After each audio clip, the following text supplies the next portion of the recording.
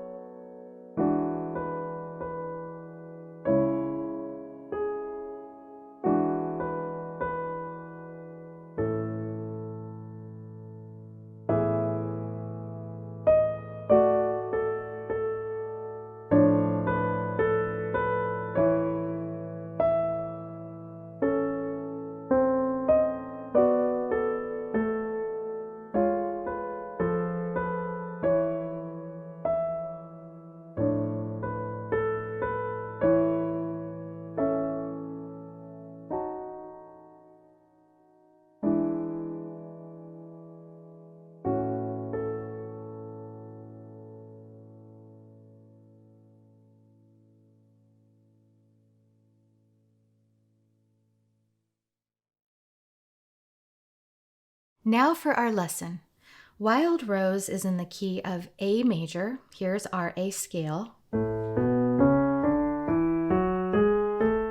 Okay, so we have C sharp, F sharp, and G sharp. And we have a nice 4-part harmony in this composition. And the melody is the top voice, the soprano.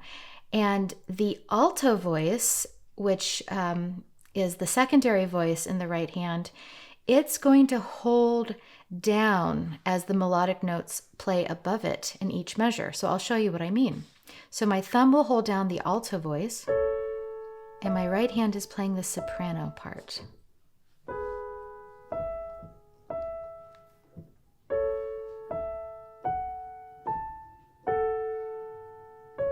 Okay, so that's something we want to be aware of to keep our harmonies going along.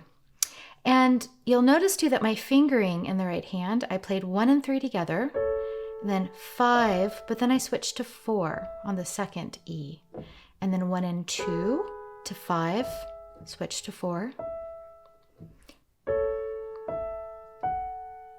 holding down the thumb each time. Here's another finger switch. So 5 to 4, still holding my thumb down. 5 to 4, and then I carry that to the next tone to keep my legato phrase going. Okay, so let's go back to the first line and add the left hand in.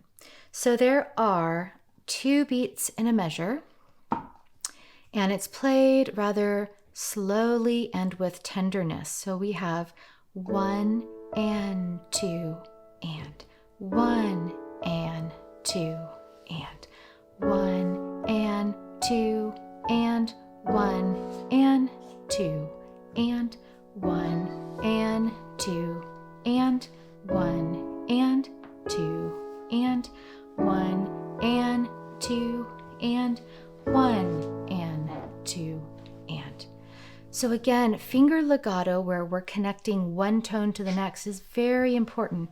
We of course have our pedal, but we want to, I'm going to give you an example of the finger legato. So in this last phrase here, my top note with finger 4, I don't lift until I play the next note with finger 3. So without pedal, I can still create legato using the right fingering. Okay, so the next phrase here, or line, is similar, but we're going to lessen our dynamic, make it a little softer and more gentle this time. So dynamics are very important. Increasing just a tad.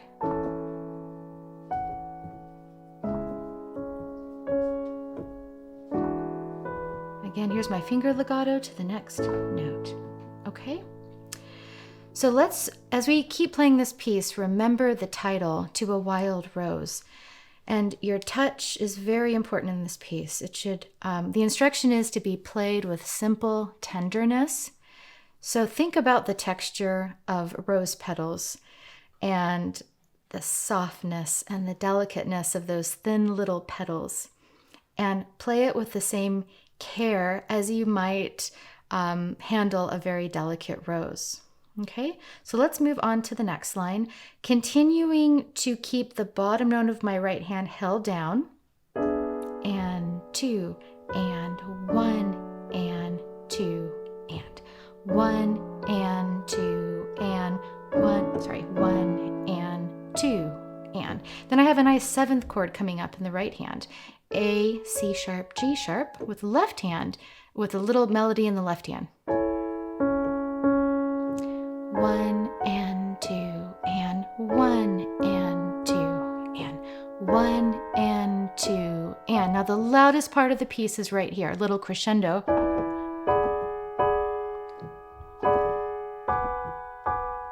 And then we begin to slow down. 1 and 2 and. Now back to tempo. And 2 and 1 and 2 and 1 and 2 and 1 and 2 and 1 and 2 and 1 and 2 and 1 and 2 and 1 and 2 and. Okay, before we go over the next section, let's talk a little bit about the fingering and how we approach it. We have many tied notes that are held out as we play. My cat is enjoying singing along in the background. She loves the piano. Yes, you do. Okay, so notice in the left hand, I have an interval of a 9th. So one note higher than an octave, with the 5th of that chord in the middle. Okay, so that's quite a stretch. That is about as far as my hand comfortably goes. It's really hard for me to go to a 10th. So play a 9th, flatten your hand to achieve that. Practice it a few times until it's comfortable. And then the right hand, I'm gonna go slowly so we can talk about it. I'm gonna hold that bottom G sharp with my thumb and then play the top note D sharp next. Now, my lowest A, pinky and left hand holds, and I will then play an A next with a 6th in the right hand, holding my F sharp down in the right hand now. Switch from finger 2 to 3 on that A, okay? And then we have, all those notes are holding except the top melodic line. Okay, keep holding that bass A now in the left hand, and then just play E as that bottom A holds. Okay, now hold your right hand thumb down as you play the top E in the right hand. Now this is the trickiest point in my opinion. Because technically, these two notes that are holding down in the left hand should stay down, but we need to play this C sharp right here. I have seen some pianists that have very large hands be able to play all three notes at the same time, playing the C sharp with their thumb, and I'm just not able to do that. So another trick I have seen, since technically we're supposed to keep holding this E in the right hand, is I've seen some other pianists sort of kind of cheat a little bit by reaching for the C sharp with their thumb in the right hand, playing A with the second finger, and sometimes I'm able to keep that E down, but it's very, very hard for me. So I'll go back and I'll show you how that looks. So back a couple measures. So slowly here. So I'm going to keep holding the top E, and I'm going to play C sharp and A, and then my left hand can carry that line down like that. Okay? If that is just too difficult, here's another option. Just don't worry about the bass A in the left hand. You can just bring up your thumb to play the C sharp. So looking at the sheet music, we have a melodic line in the left hand here that walks down from C sharp, C natural, B, A, G sharp, F, E. Okay, F natural, E. Technically, with that A down below the whole time. But if we can't hold it down, no problem. We just need to be able to hear that melodic line. So here's what it looks like if I do not hold that bottom A.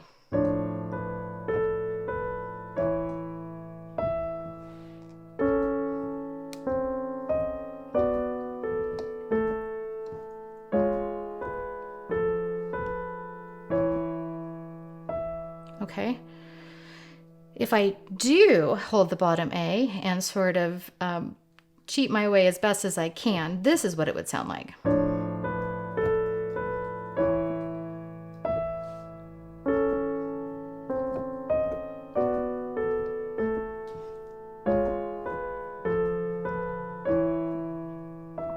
Okay, so you can decide how big are your hands, how well can they stretch, and which approach would you like to take.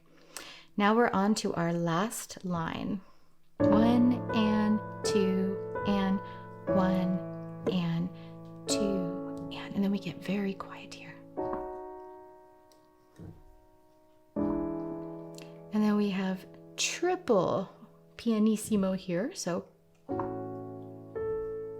okay, so that very last phrase, we're playing A, E, F sharp, sorry, C sharp, F sharp. And all four of those tones play, and only the top one, F sharp, moves to A, and all the others stay down.